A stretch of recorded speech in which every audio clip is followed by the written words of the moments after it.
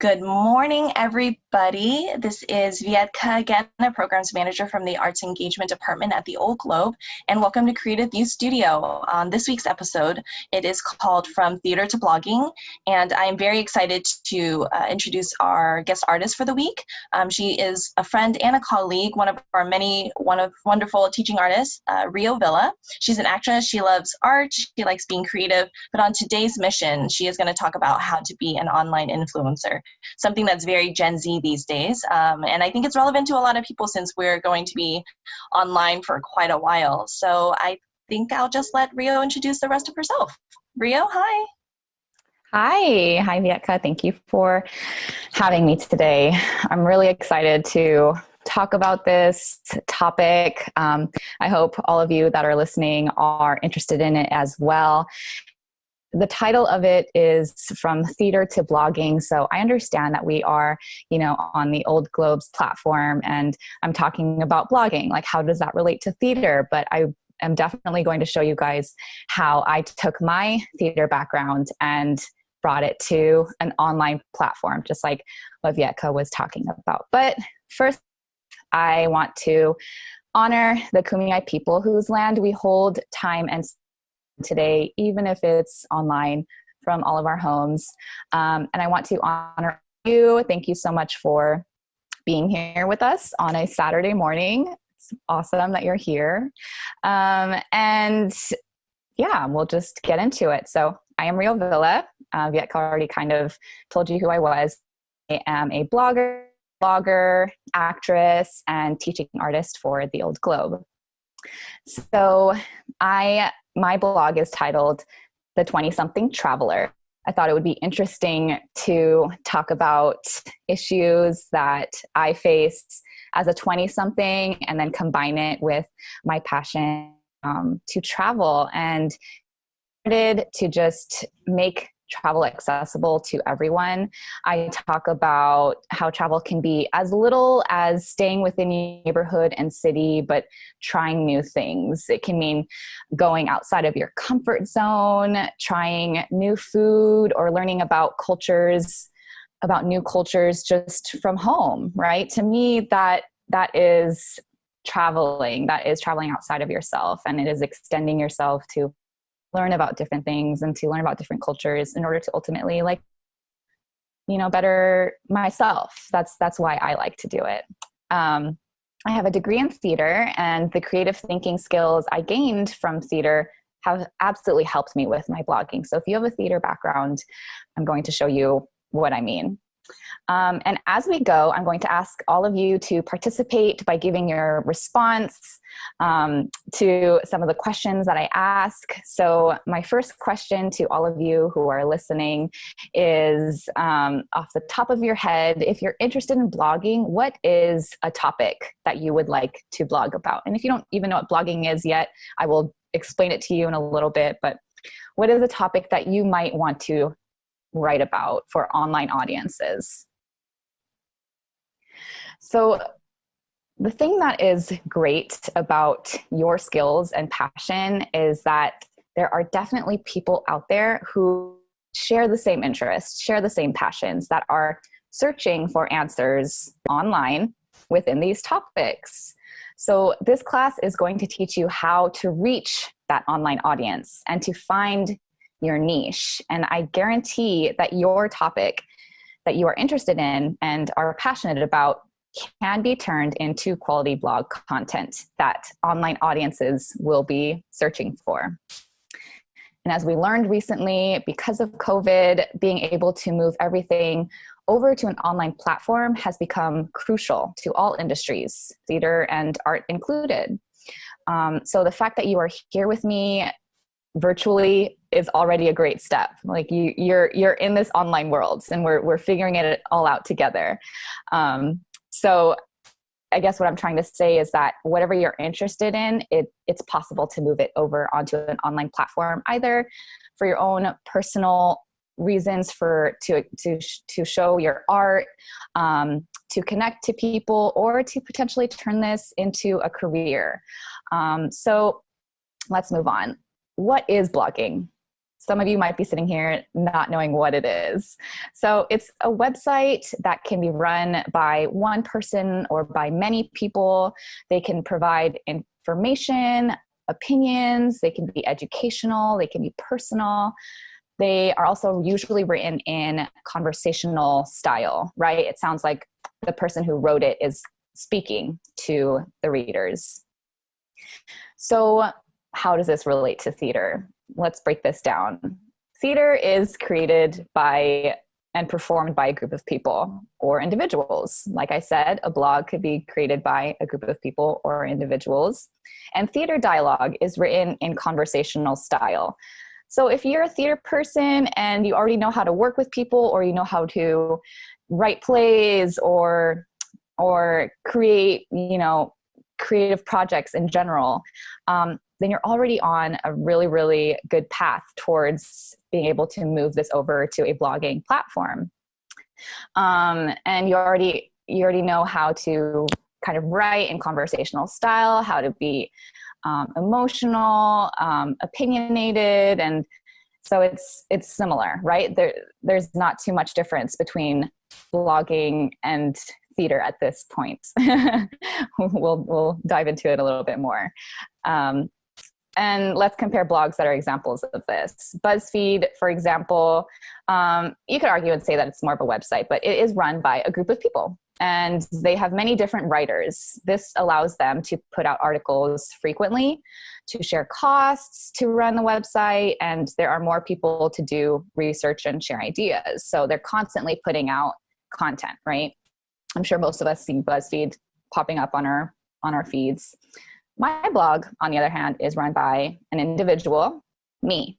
I do everything from designing my website to writing and researching, but I do have total freedom over my content. So the two examples just show that if you decide to start blogging after this, you can either do it as a group of people and share your ideas and create it all together, put all your resources together to create a blog, or you can do it as an individual.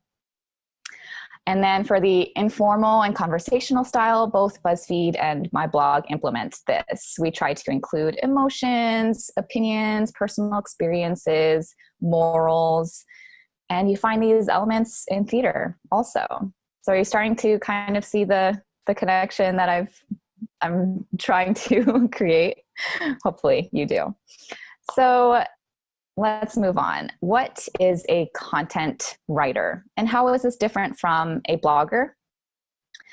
A website content writer a content writer is what a blogger does. We write content for our website, or we write it for another website. So many content writers are not bloggers, right? Because a blogger is someone who does the whole website. They create their own persona and they write content as that blogger, whereas some content writers only write for other websites, so they can get hired freelance work to write for other websites. So what I'm trying to show you is that if you're not interested in blogging and doing the whole thing of creating your own website and all that, there's also content writing, and the information I'm going to give you is still relevant for people who might be interested in moving over to an online platform and doing freelance writing, for example. And it's a pretty lucrative career. And as we see, working online is a very, very, it's an important skill right now. So if this is something you're interested in, then content writing is really, it's a cool job. I wish I could do it more. So again, the difference between a blogger and a content writer is that a blogger runs their own website plus content writes, like my blog, or there are content writers who are just hired by other websites to write for them, like BuzzFeed. So this brings us to my second question for all of you. Now that you've heard this information, would you prefer to blog as a group or an individual? And would you rather run your own website as a blogger or only write for others as a content writer? Which one sounds more up your alley or would be more interesting to you? I'm very curious to see what you all say. So many of you might be wondering about the writing skills you need to be a blogger / content writer. And let me tell you, I am not the best writer. I'm not even that great with my words. I just am going to slow down and tell you exactly what I'm trying to say. You don't need to be the best writer. You just need to be an informed one. And what I mean by this is that you just need to find out what people are searching for online that is related to your topic. And I guarantee people are searching for questions that you can answer with knowledge that you already have. So blogging is such a fun mix between being creative, but also potentially helping people. Let's see what some of the most popular types of blogs are today, just to show you examples. So we have fashion, travel, like my blog, lifestyle, DIY means do it yourself, pet blogs, if you're very interested in your pet and want to help people with their pet's behavior or which products to buy for their pet, all that type of stuff. People turn to blogs for so much information and often know that we're reading someone's blog, that someone's just at home, putting all this information together for people to read. But we find it helpful because these are people's personal experiences, right? So whatever your topic or interest is in, it doesn't have to fall under one of these categories. Obviously, there's so much that you could potentially write about, but it is important to know what the most popular blogs are. What is the most searched for online? It may actually serve you to not write within these topics. They're already rated, right? So, but you do want your content to be searchable, and we'll get to what searchable means in a moment. Let's go back to theater again, and let's think about the most popular plays or musicals. They are interesting enough to diverse audiences, right? Their take on the story is unique and specific, and it satisfies what people want to see and experience. It isn't the easiest thing to write a play or to know what theater audiences are going to like. What is so awesome about blogging, and I just love this, it's truly my favorite thing about blogging, is that you can know exactly what people are searching for online. And I'm going to show you. But this is the most important step of blogging, and it's something you should definitely do right from the start of your blog process as you're deciding what you want it to be about. So when I'm asking you what you might be interested in, it can totally change by the end of class once you hear this, because you're going to want to go out and try this, and then you're going to realize, oh, maybe my topic should just shift slightly. So my interest is traveling and culture, and that's what my blog is about. Let's see what people are searching for that is related to it. So all I do is I go into Google and I'm going to type in the word traveling, right? And you see, so whenever you type something into Google, Google autofills these other words, right? So we see tips, websites to Hawaii, traveling to Mexico. What this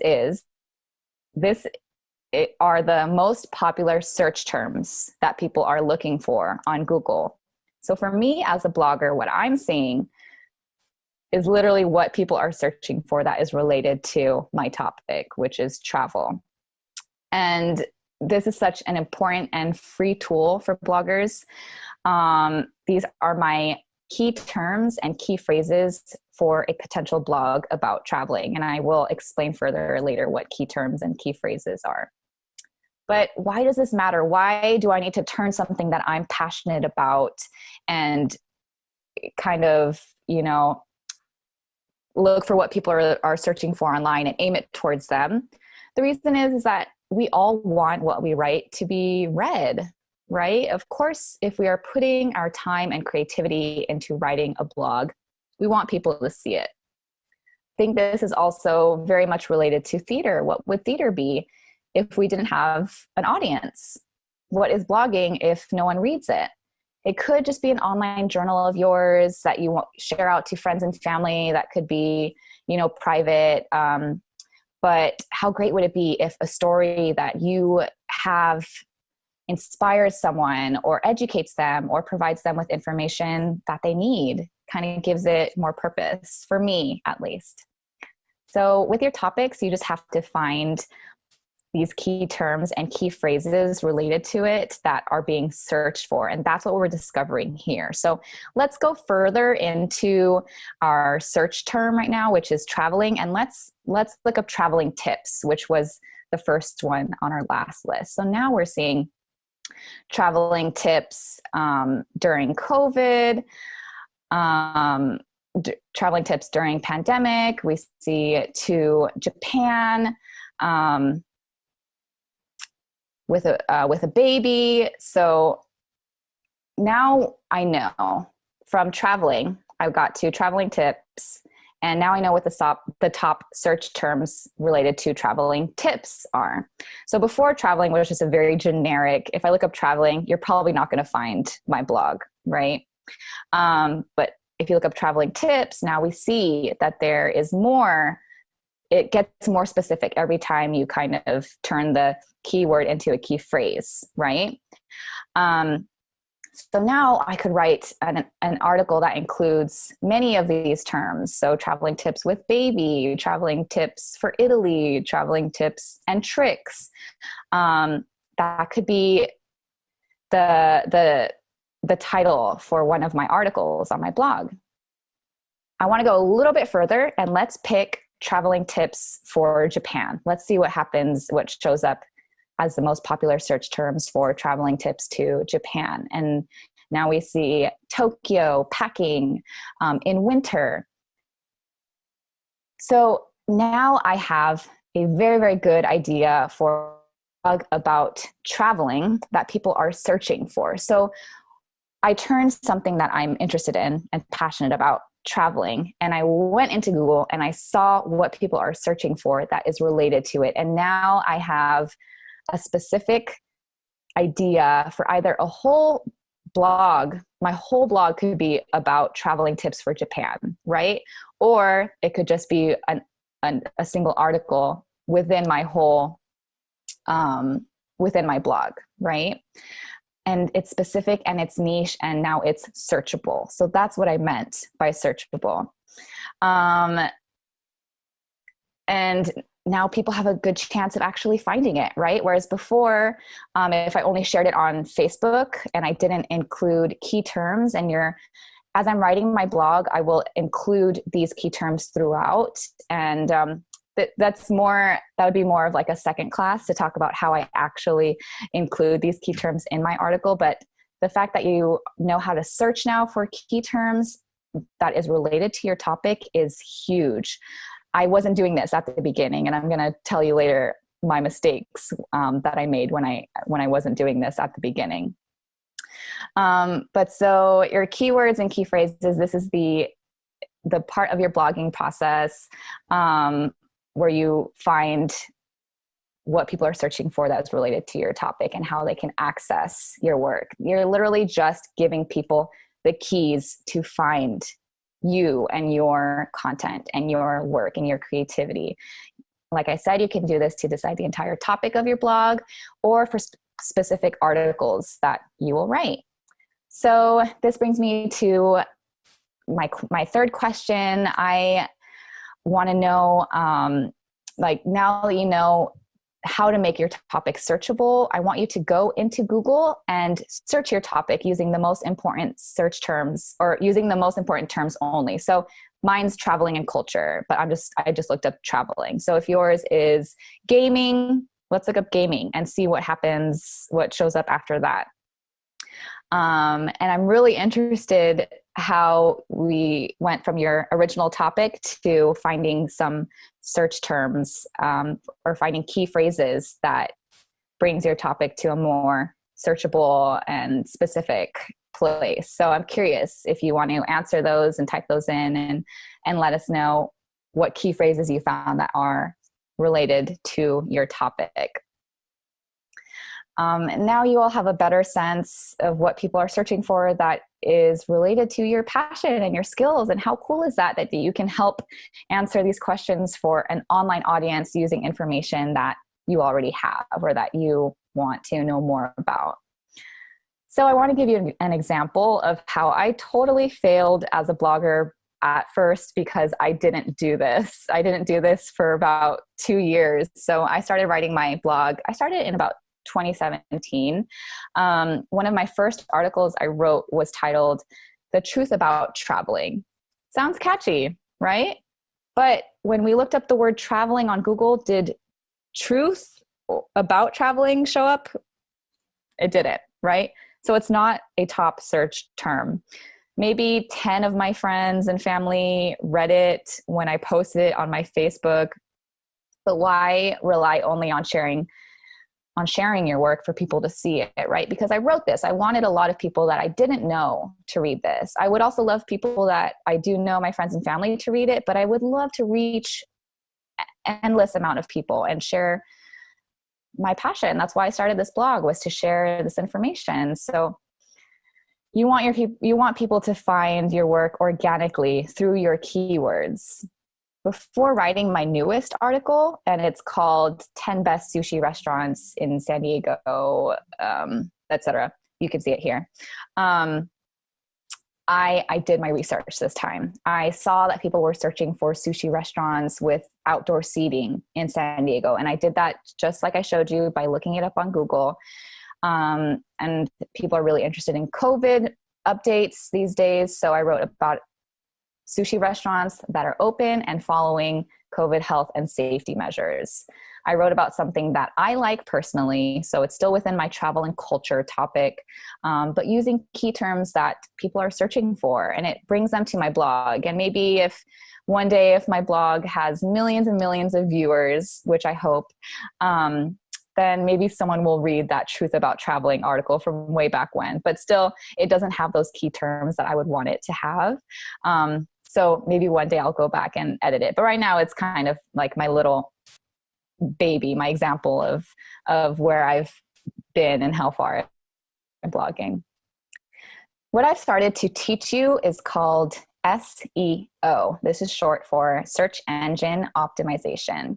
And there's so much more you can use to get people to see your blogs.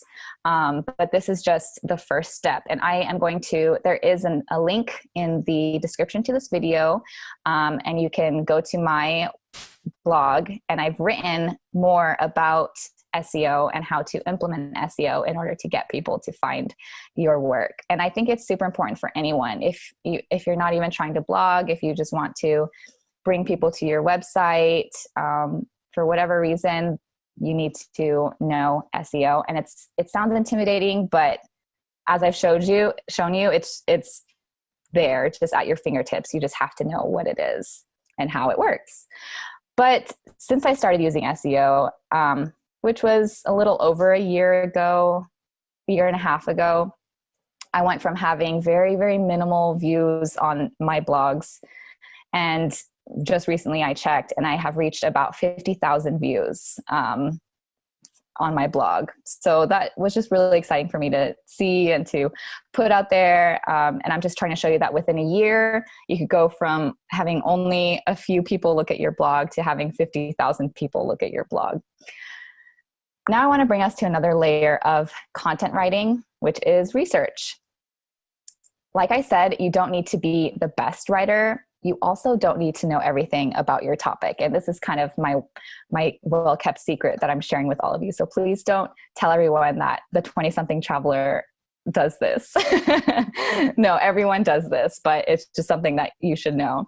So you don't need to know everything about your topic, and you can use other websites to compile the information that you will write about. Obviously, don't plagiarize.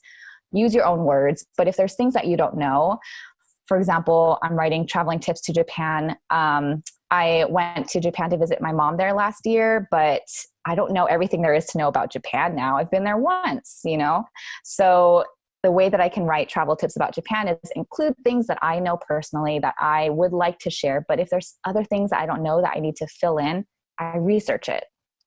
So although I do write about things that I have experienced, I also write about things that I have simply researched. So the article I wrote about sushi restaurants in San Diego that are open during COVID, out of the 10 restaurants, I have actually only been to 6 of them. But I could have eaten at 0 of them and still written this article. I just need to do the research, all of which I can do from home on my computer. It's awesome. I write about topics that I know well and I'm interested in, but what I don't know, I research. And you can also do this with your topics. It might seem like a lot of work, but research is part of many creative projects. Theater plays would not exist without research. The last element of content writing I want to talk about is timing. Notice that people included 2020 and 2019 in their searches about traveling to Japan. So it said traveling to Japan 2020, traveling to Japan 2019. People want information that is up to date and relevant, especially now with things just changing all the time. People really want to know updated information. So if your timing is good, listen to what people are talking about around you. You could put out some articles that can really go viral. So my most visited article, 2 of them are the 20 best Asian films on Netflix in 2020 and 2019. Remember earlier this year when Parasite won an Oscar as the first foreign language film ever to win Best Picture? Many people on my social media were talking about it, especially my Asian American friends who felt represented. And I just knew that there might be many others out there searching for other Asian films on a popular platform like Netflix. I did the research, found the keywords, just like I showed you, titled my article, 20 Best Asian Films on Netflix in 2020. And if you go and search that phrase, Best Asian Films on Netflix, my article ranks #1 on Google. A lot of people pay to have their post be #1 on Google. I literally used this free tool, searching key terms, and I wrote this article, and my timing was great, and thousands of people have looked at this article. And I also haven't seen all of these movies. I have only seen maybe 2/3 of them or 1/3 of them. I just did my research. I looked up the best Asian films, or I would look up like the best films from each country in Asia, and I would go on Rotten Tomatoes, look at their rating, look at ratings from Google, all of that. And I finally came up with this list that people deemed were the best Asian films on Netflix. So didn't even watch all of them because I don't really have time for that, right? And you probably don't have time for that either, to actually go out and experience all these things that you're going to write about, but you can do the research. Still write from a place, I believe that you should write from a place that like comes from the heart and that you're passionate about it. Why would you do it if you weren't passionate about it? But what you don't know, you can fill in by doing research. So timing is also about research and listening to what people are talking about to inspire you. If people are talking about it, they're probably searching it. I have given you examples of my titles because it is the title that will catch your audience's eye first. It can be clickbait, but part of what will make your article rank high on Google is how long people stay on your page. So if you only have a clickbaity title, but your article's content isn't relevant, people will leave your blog quickly. You want them to read every word, click every link that you include, and like it so much that they want to go and read your other articles, right? So I want to show you the 5 types of headlines that are most likely to go viral. And this is just showing you how to word your title. And remember before when I told you that I wrote an article called The Truth About Traveling? And that was one of my first articles. And one of my newest articles was called 10 Best Sushi Restaurants with Outdoor Seating in San Diego. That's a list post. My first one, it was just nothing. It was very generic. There wasn't anything very specific about it. But so we see that they are list posts, and And that's like a lot of the articles I write are list posts. It's easy for me. I told you I'm not the best writer. So I really like writing in list posts because it just gives me a nice structure to follow. You can write how-to posts. They can be formed in a question. They can be an emotional heart-to-heart post, things like that. But I just wanted to show you that the way you form your title is also how you make it searchable. You want it to stand out. You want it to have those key terms that you found. It's part of SEO is adding your key terms to your title, because if people see those words that they're searching for in your title, they're more likely to click it, right? But yeah, so you want to include these key terms, and it can be in any of the styles to fit the styles that we saw. So we are getting towards the end of this class. I just wanted to tell you what I think are the next steps. There's so much to blogging. There's so much to learn. I am still learning, and it's really helpful for me to share this information with you because it's helping me get better at blogging. But so these are some of the next steps, as you can see, and just keep researching. Create a website. There are free places to create websites, but if you're interested in learning more about that, I also do have an article where I write about starting a website, and it's titled How to Start a Blog, and there's a link in the description to this video. Just start writing using these keywords that I helped you find, and stay curious and informed. And this brings us to my final question for you before you can go ahead and ask us some questions. What point that I covered today was most interesting or helpful for you? Just very curious, and this will help me in the future for helping future bloggers, because that's also something that I'd like to do. And go ahead and respond to that. And if blogging still doesn't sound like your medium, but you're interested in other platforms where you can share your ideas and creativity, there is vlogging, which is making blogs, but in video format. I also have vlogs on my YouTube channel, so you can check those out. And my channel is The 20-Something Traveler, same as my blog. There's podcasting, there is TikTok even. There's so many people posting informational videos on TikTok. But you will want to use these elements that I've shared with you there. It doesn't always come down to luck to get people to find your work online. There is strategy involved in becoming successful on online platforms. And I hope what I showed you today gave you the tools you need and inspiration to get started on your blogging career. So the points that I want to leave with you are, just turning any information that you have into blog content is easy. You don't need to be the best writer, just an informed one. And keep researching, work together with other people, improve your headlines so that it's searchable and it has those key terms, and keywords and key phrases are your best friend, is what that's supposed to say at the bottom. But yeah, thank you so much, everyone who was here listening and responding. I'm going to pass it over to Vietka, who will help us with our Q&A. Thank you all.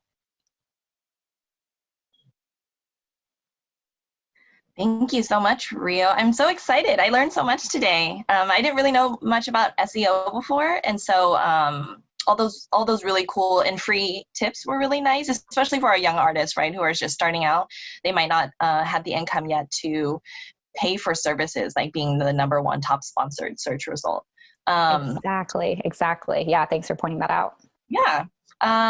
So we have a few questions from the audience. Awesome. One of them, there are some topics that people posted. So somebody wanted to write about inspiring young people to dream bigger.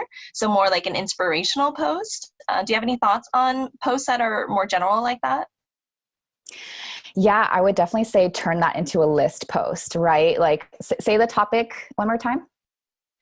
Inspiring young people to dream bigger. Yeah. So what do you mean by dream bigger? Do you want to help them get out of their comfort zone, to travel, like I said, or to get higher education? Like whatever that is, make it specific, like we found out, and maybe make it into a list post, like 10 best ways to help your teen get out of their comfort zone, something like that, where it's more geared towards like the parents, for example. But there's so many ways to word that topic and to format it. But like I said, just find a way to make the headline something that catches people's eye, but is also specific, if that helps. No, that's good. That's great. Well, I personally love food, and somebody wanted to blog about food. And I think for me anyway, this is a really popular topic. So do you have any tips on how to make yourself stand out when there's so much competition out there for topics like food and travel? Yeah. So I blog about food also. I think just keep searching the key terms. Like I said, like right now, everyone's really interested in what places they can eat during COVID, which places only do takeout versus outdoor seating. As you see, so many places in San Diego are extending themselves out like into the street and parking lots and stuff. So I think that's what people are really interested in right now. Also, Black Lives Matter movement. So many people want to know about what businesses are run by Black, Indigenous, people of color. You know, they want to know how they can support more local restaurants. Just make it, my point about timing, I think your timing with the food blogs is always really important. So if you end up writing one, you always want to go back and kind of update it with new information, especially if it's like 10 best sushi restaurants in San Diego. You want to go back and see, did someone open a new sushi I want to write about, and go back and keep updating your information. That's awesome. I hope no one can hear the airplane coming on in the background of my computer. I didn't hear it. Good. This is real life happening right here. I also have someone who wants to do both, write a blog for themselves and then also write for other sites. I can see that being a competing factor maybe, but maybe you have more insight on whether or not that's possible. Definitely possible. You definitely have enough capacity to be able to do both. I have done it before. As I said, I would like to do more of it. I just don't really have the time these days. But yeah, a lot of bloggers also write content for other articles. Definitely. Do you have sites off the top of your head? I know BuzzFeed is one where you can be a contributor, but are there other sites that if people wanted to get started, they can jump into that? Yeah. So you definitely want to go to Upwork or Fiverr, and it's UPWORK, Upwork, and Fiverr, FIVER. And these are places where you can find freelance content writing jobs. But you can also find other jobs there too. But this is definitely the best place to find content writing gigs. Yeah, the gig economy is really big these days, especially now that Lyft and Uber Eats and all that stuff has been kind of slowing down, right? Yeah. We have a really great comment from the audience. She says, the details and concrete advice are great rather than just general info. And so they felt like you gave really good insider info as opposed to just something that you could just look up. Yay. Awesome. That was my goal. So I'm glad that it was relevant and interesting to you. This is interesting stuff to me. So I don't know if it's interesting to everyone else. So I'm glad. Thank you for that comment. Yeah, no. I think this is a really big thing now because especially with the current generation, right? I had a conversation with a friend the other day and he basically said this is probably the very first generation where they can promote themselves and make a career for themselves in their teens with just everything that they've learned up until then, right? So it doesn't really throw out the fact that you don't have a college degree, but that you can get started before you specialize in studying, right? And so I think that's really cool. Yeah, absolutely. And people are really interested these days, especially young people, in hearing how other young people are doing anything. You know, they want to know college tips. They want to know how someone survives high school nowadays. So there's definitely like a niche there for students to hear from other students or from other young people and how they're surviving in this day and age. So that itself is very relevant information. The information that you have as only a teenager or college student or young person, you have so much knowledge already about life and that people want to hear, you know? So that's definitely something that I think you can use in your potential blog, is writing the information that you know now. Yeah, I think when you say relevant, I think timing, right, like you said, is very important. And so the more up to date you are, the more up to date searches are relevant to what you're writing about. And so if you just continue that circle, it takes a lot of work, like you said, but there are shortcuts, right? Like doing research from other blogs and then crediting them a little bit, or kind of asking around to get the temperature of what topics are more important these days. So I think keeping up with it is a job in itself, right? I know some companies hire people just to do the research. Yeah, exactly. But it's not that hard. Just have to keep paying attention and listening is key. Well, when you get to 1 million viewers, right, post, like if you need somebody to work for you, just let me know. I will organize all that for you. Okay, deal. It sounds like a good deal. Well, we're just about out of time, and so I just wanted to thank you for coming on. I know our young audience is really looking for more free opportunities and information just so that they can get started in their young artist's career. And so I really appreciate you coming on and sharing these quote unquote insider tips. And I think if anybody wants to reach you, they can reach you at the Old Globe email, which is Villa, VILLA, at theoldglobe.org. And then you can also email us at studio@theoldglobe.org as well, in case you have any general questions. And so I think that's about it. But feel free to leave more comments and we can check on that later. But we appreciate you tuning in every single week on Saturdays from 11 o'clock to noon. And next week, we will be talking about the business part of theater. And so you'll learn how to build a resume, you'll learn what a great headshot looks like, how to prep for an audition, things that you kind of need to know before going into an actual audition, right? The insider tips before to prepare you and separate you from other actors who are competing for the same role. So we will see you next week. Thank you again, Rio. Thank you so much for having me. Mm-hmm.